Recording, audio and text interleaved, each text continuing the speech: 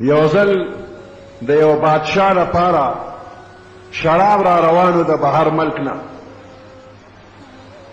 او یو سل چاټې وې چې دا و بادشاه او د بادشاه ملګري به دا خاص شراب څکي.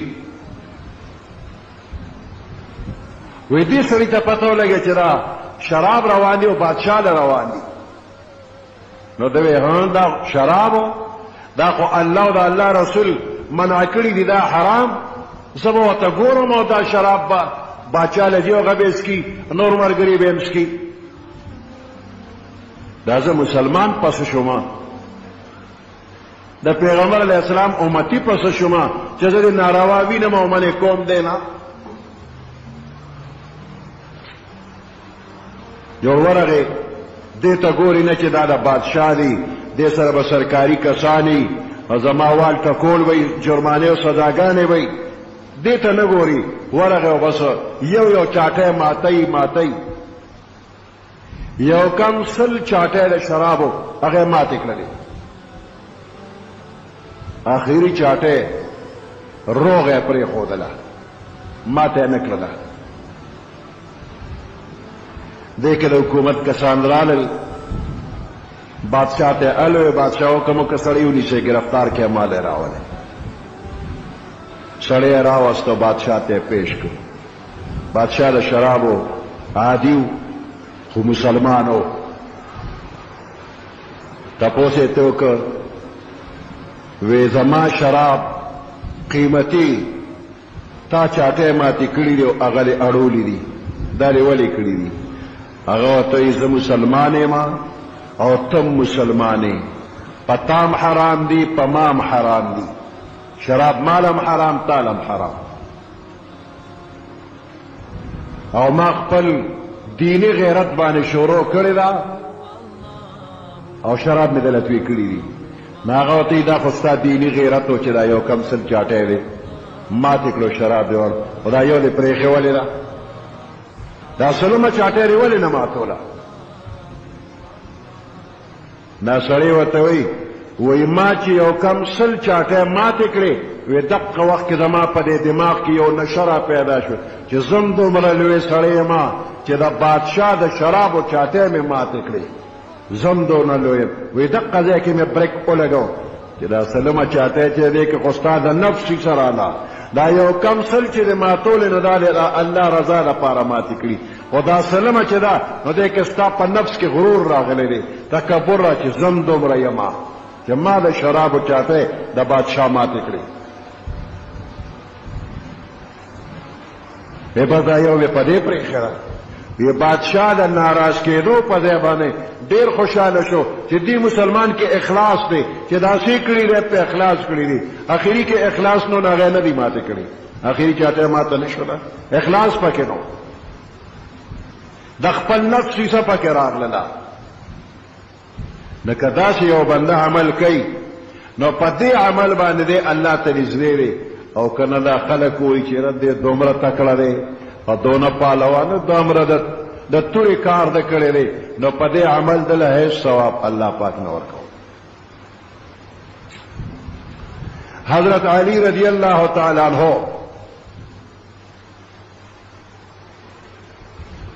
د یو کافر سره میدان جنگ کې انخته دی او آخر کې کافر را اوپرځاو او د پاسه پې ناست دی او توره ورسره را او سټ ته نه پرې کوي. او دغه وخت کې هغه کافر د لاندې نه د حضرت علی رضی الله تعالی عنہ په مخ لاړې توکړلې، هسې مړ کېده نو نور به یې څه کول؟ وی د مرګ نه زیاتي خو نور را سره څه کولی نه شي، خو چې لاړې توکړلې نو علي رضی الله تعالی عنہ د هغه نه پاڅېده، نور ورته هېڅ هم اوس نه وایي، نه څوک څه پیړه کوي او نه ورپسې توره راړئ چې اوس دې وژنمه تا په ما لاړې توکړلې دي، چې پاڅېده اړخ ته ودرېده. نه کافر ورته تا خو زه وجلمه او د ما د پاسه ناست وې او توره دې راوویسته چې سر رانه پرې کې، نو دا اوس رانه ولې خوش تا ته چا څه ووی چې دې پرېږده؟ د چا په سفارش دې پرېښودلمه؟ زه خو څوک وینم نه چې زما سفارش وکړو زه یې درنه خلاص کړم ولې مې وژنې نه څه چل دی هغه ورته وایي اوسه پورې چې ته ما راپرځولې وې او ته ما وجلې نو ما د الله د رضا دپاره وجلې خو چې کله تا زما په مخ لاړې راتو کړلې دغه وخت کې زما د خپل نفس غصه تاته را پیدا شوه چې تم دومره شوې چې ته اوس په ما لاړې توکې نو ما له قار دونه راغی چې زه تا وجنمه خو ما وایي چې د قیامت په ورځ به راته الله وایي چې دا خو یې په تا لاړې تو کړې نو د خپل نفس بدل دې ترې اخیسته نو دا خو تا ځان له وجلې ما له دې نه دې وجلې نو ستا په وجلو ما له ثواب نو ما له عذاب و اخلاص دې ته وایي چې کم یو کار کې نو دې دپاره وکړه چې ما الله ویني او په دې معنی الله خوشحالیږي یا معنی خفه کېږي الله رضا کېږي یا ناراضه کېږي ان تعبد الله کأنک تراه هر څه عبادت چې کې نو داسې وکړه لکه چې ته الله ویني او فإن لم تکن تراه فإنه یراک که تی نه وینې نو تا خو ویني نو معمولی غوندې کار چې په اخلاص باندې په نیک نیت باندې وشي د غر نه به زیات شي او که د غر نه غټ کار دی وکړه اخلاص در کې نو دغه عمل هیڅ شی نه دی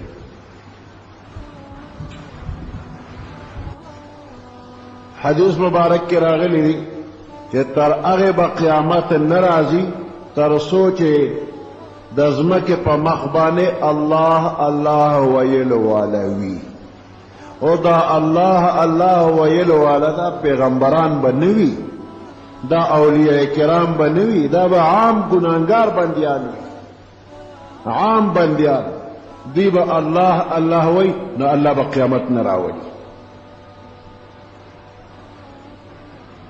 قیامت به په چا راځي چې د الله نوم بالکل نه اخلي نه پیژني په هغوی به قیامت راځي د قیامت نه مخکې یو هوا به راوالوځي او د هغې هوا سره چې دا کم مؤمنان دي د دوی په ترخ کې داسې یو ګرمکه شانتې به راوخېږي یو نری دانه او د هغې سره د مؤمنان به مړه شي او دا بدن خلک به کور کفن وغیره هر څه په ښه طریقه به خدمت وکړي نو مؤمنان په قدر په عزت باندې دفن شو او خالص کافر چې د الله نوم نه پیژني هغه پاتې شي داسې کافر چې الله نه پیژني دې ته دهریان وایي کمیونست ورته وایي خدای نشته نه هغه خلک به پاتې نو دا قیامت په کمیونستو به راځي په دهریانو به راځي ګوره الله الله ویلو والا که ډېر هم ګناهګار دی خو د دوی د مخه به دنیا ودا نه وي نو الله د دې یو لفظ د الله هم قدر کوي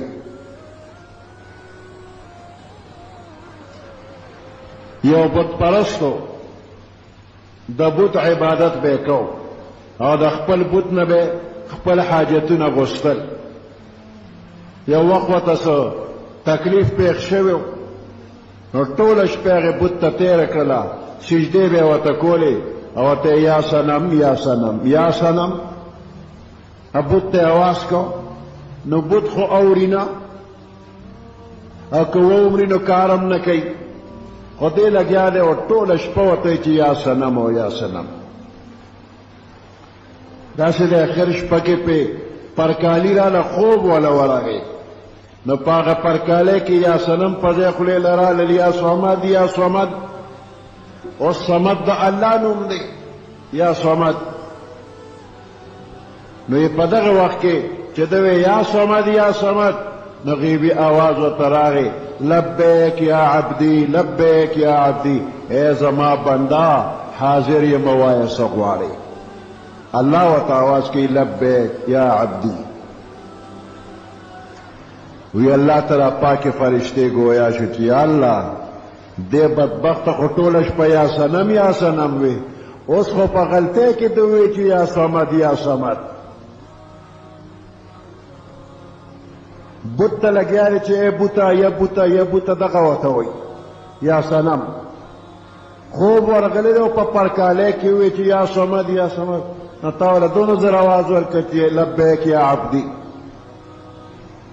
نو الله پاک فرشتو ته وویله چې د ټول عمر تېر که په یا صنم یا صنم، هغه آواز ورنه که او ما ته په غفلت کې یا صمد ووایي، نو چې زه آواز نه ورکوم نو زما د بوت په منځ کې څه فرق شو؟ بوت هم آواز نه ورکوي، زه هم آواز نه ورکوم. نو زما په دې کې خو فرق دی. نو چې ما ته په غلطۍ هم آواز کړی نو ما ورته چې لبیک. الله خپل رحمت متوجه کړ. الله د دې غفلت د دې نوم هم د قدر وکړ چې ما ته خو آواز کړی دی، یا صمد یې راته ویلی دی. الله د خپل نوم د بنده په خولې چې د الله نوم راغی د هغې یې قدر وکړ. ان الله شاکر علیم.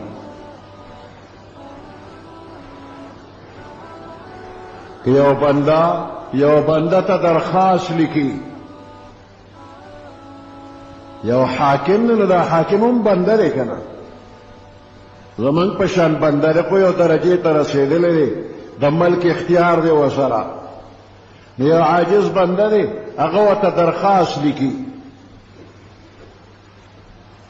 درخواست چې لیکي نو القاب او آداب ورله ګوري، داسې ډولي ډولي الفاظ ورله ګوري او په هغې القاب او آداب ورته بیا دې درخواست لیکي. نو یو ځل یې درخواست ولیکه، نو ورته یې وکتل چې یاره څه زور زیر فرق پکې شته او که نشته دی، څه جملو کې فرق شته او که نشته دی. نو غلطۍ یې ترې نوشته، نو بیا ولیکه. چې بیا ولیکه نو بیا غلطۍ پکې ښکاري، هغه یې ټیک کړه. نو چې بیا لیکلی دی نو اوس د هغې نه پس هوښیار به ته ښایي چې وګوره دی کې څه کمې زیاتې خو نشته. نو هغه هوښیار باندې الفاظ ګوري، القاب آداب یې ګوري او بیا ورله ټیک کي. نو څو درخواست ولیږي هغه اوشلی او اخر کې یو درخواست ټیک شو. نو اوس یې حاکم ته مخکې که چې اوس ته په دې باندې غور وکړه، زما کار وکړه. داسې خو به څوک نه کوي که نه چې یو درخواست ولیکي او ټولې غلطۍ پکې وي، هغه حاکم له افسر له ورکړي چې دا غلطیان هم ټیک کړه او زما دا کار هم وکړه. داسې څوک نه کوي. او حاکم هم چې هغه درخواست وګوري چې غلطیان یې پکې وي، دا واپس که بل ولیکه. نو ګوره د دنیا حاکمانو ته درخواست چې لیکي نو څونه سوچ او فکر پکې غور پکې چې غلطۍ پکې شته او که نه، او بیا هوښیارو خلکو ته ښایي چې وګوره که غلطۍ پکې چې هغه ترې ټیک کړمه. افسر ته غلط درخواست څوک نه ورکوي. او د الله مهرباني وګوره، من چې درخواست الله ته ورکو نو چاته ویلي نه چې ته وګوره دې کې غلطۍ شته او که نه، غلط درخواست خو الله له ورکو. نو الله هغه درخواست هم ټیک کي او منظوري هم پرې وکړي. نو الله زمونږ د دې کمزوري درخواست قدردان دی، شاکر علیم، قدردان دی. ګوره موږ چې مونځ کوو نو دا زمونږ مونځ دا هم یو درخواست دی. نو کله کله موږ درخواست ورکوو، مونځ کوو، خو چې چاله درخواست ورکوو هغه ته خیال نه کوو، بل خوا هم خیال لاړ شي. چې مونځ کوو نو کله وایو چې یاره 3 رکاته شو که 4 رکاته شو، 3 دی او که 4 دی. په دې درخواست به موږ څه سوال هم کوو، خو پوهېږو نه چې 3 دی او که 4 دی.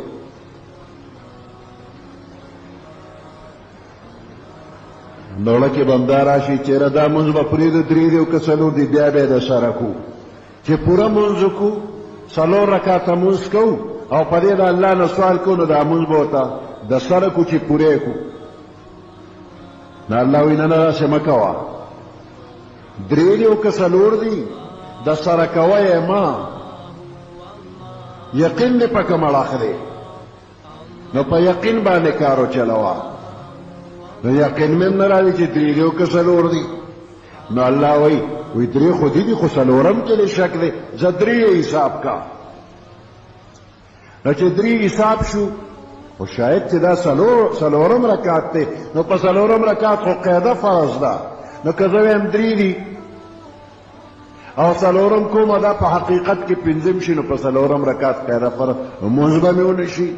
نو الله وایي زه 3 حساب کا، خو قاعده واپس وکړه الله ته خو معلوم دي چې درې دي او که څلور دي، خو ما ته نه دي معلوم.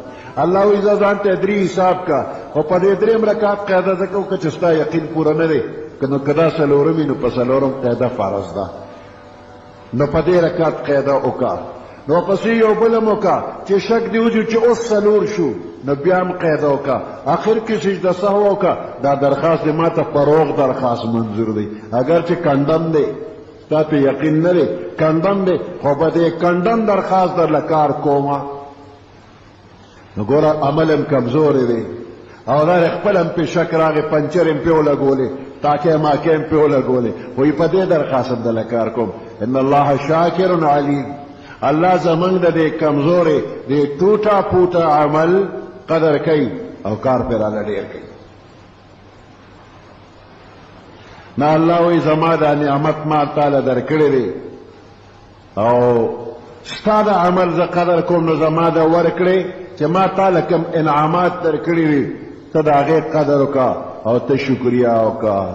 فاذکرونی اذکرکم، ما یاد که نو زه به تا یاد کم، ته ما یاد کا زه به تا یاد کم. او وشکرو لی ولا تکفرون، زما د نعمتونو قدر وکړه، ولا تکفرون، زما د نعمتونو بې قدري مه کوه. نو چې ته قدر کې الله وایي زه به دې قدر کوم.